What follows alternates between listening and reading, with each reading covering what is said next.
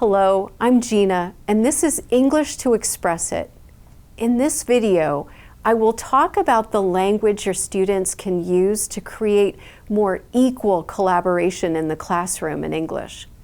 As we have learned in this module, creating a classroom in which everyone is treated as fairly as possible is one way to be conflict sensitive in your teaching. Students can help to create social justice if they're able to notice when others are not being included and then know what to say in English to include them. I will identify some language you can teach and share one of my favorite strategies to demonstrate this language, a fishbowl discussion. First, let's remind ourselves of the types of language students can use to create more equal participation in the classroom.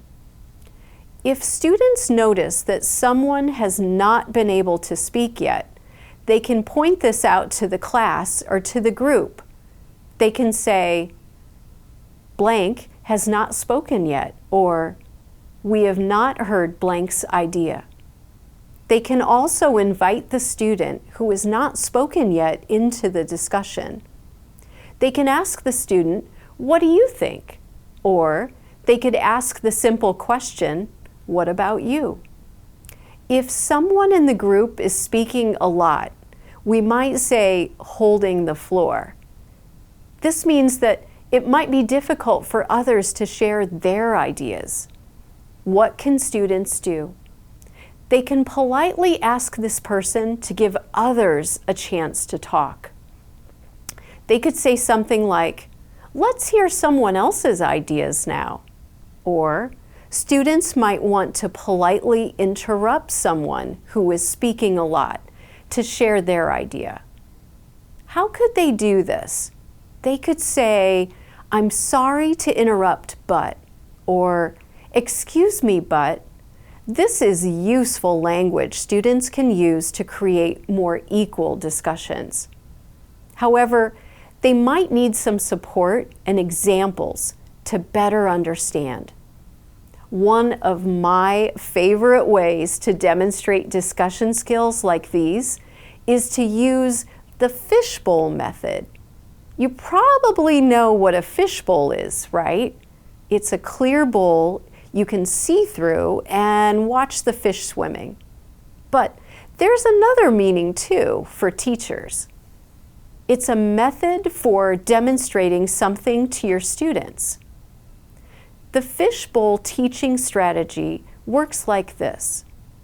A small group of 3 or 4 students sits in the center of the classroom facing each other. Arrange the chairs so that everyone else is sitting or standing around this small group so that they can see and hear them. Then you ask the small group in the middle, in the fishbowl, to demonstrate the discussion skills you have taught.